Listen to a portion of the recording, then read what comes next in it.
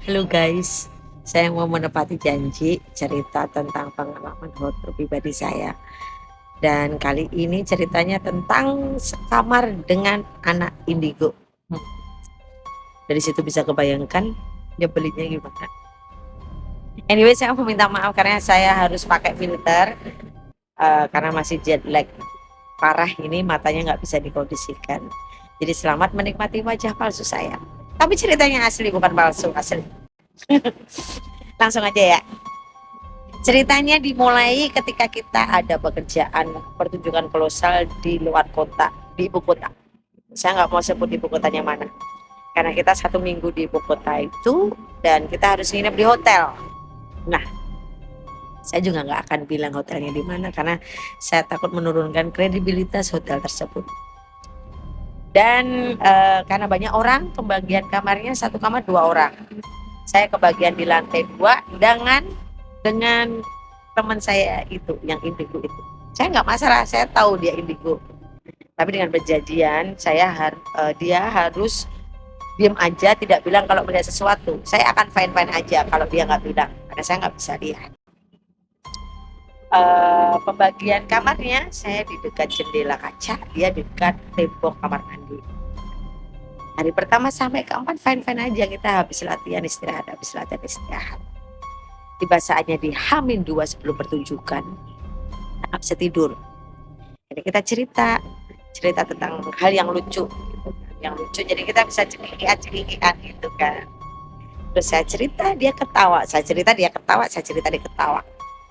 Di akhir cerita itu menurut saya cerita itu lucu, tapi itu dia diam aja, hanya melihat jendela. Jadi posisinya saya cerita membelakangi jendela dan dia di depan saya paskan di bed, otomatis melihat saya dan melihat jendela. Dia fokusnya udah bukan ke saya, fokusnya di jendela. Dan saya baru ingat kalau dia itu udah matanya merah dan berair, tandanya dia melihat sesuatu. Makin panik kan saya dengan melihat wajahnya dia yang lempeng-lempeng aja dan dingin. Daripada saya penasaran dan makin makin gak enak suasananya, saya tanya, "Oh, kamu ketawa sih, cerita kan lucu gitu." Terus jangan bilang kalau kamu melihat sesuatu di belakang saya. Saya gitu kan. Terus dengan matanya yang berair sambil menghapus dia bilang gini, "Mbak, di belakangmu itu di jendela ada laki-laki gede banget kumisan sambil sedekap gini dan melotot ke kita." Mampus. Aku nggak bisa gerak sama sekali guys, jaraknya cuma 1/2 meter sama saya.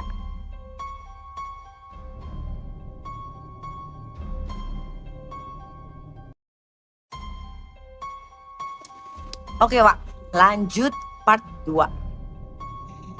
Jadi di jarak 1/2 meter itu yang pas banget jendelanya itu di dekat dengan punggung saya nggak bisa gerak guys, kaku, freeze kayak pelok gitu loh. Jadi perasaan saya saat itu kalau saya gerak sedikit aja atau lari itu saya akan digablok dari belakang atau dicetak. Jadi saya harus diem gitu.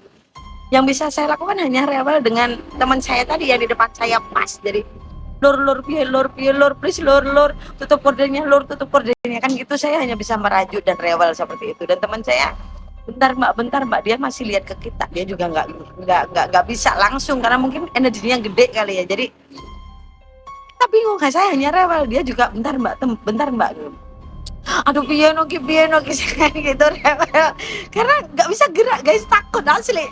Terus apalagi yang bisa dilakukan selain berdoa? Ya udah berdoa aja, saya berdoa sebisanya. Akhirnya keadaan mulai mereda, teman saya udah matanya nggak memerah lagi dan dia bangun dari tempat tidurnya. Terus dia jalan pelan-pelan, akhirnya berani menutup gorden jendela kaca di belakang kupas itu. Krek, sampai aku langsung lari ke bednya dia. Dari kita tidur berdua di bed yang sekecil ini, sumpah nggak sampai pagi kita, apa ini tadi, aku jangan mulai besok jangan cerita lagi, kita harus bobonya harus cepat. Mungkin itu tanda kali ya biar kita nggak berisik malam-malam kali, mungkin saya juga nggak tahu. Paginya saya mencoba memberanikan diri lagi membuka jendela karena pagi kan nggak masalah untuk dibuka gitu. Saya buka, saya lihat Wah, seberapa gede laki-laki semalam itu. Jadi kan dia tinggi lantai 2. Dia kalau berdiri entah dia terbang atau menginjakkan tanah, saya juga nggak tahu karena yang lihat teman saya. Karena dia bisa di depan kaca saya pas, dan yang lihat teman saya ya imajinasi saya tuh dia gede segede pohon beringin gitu kan, berarti karena nggak energinya pasti gede banget sampai teman saya tuh nahan waktu dulu untuk menutup gorden. Begitu guys ceritanya.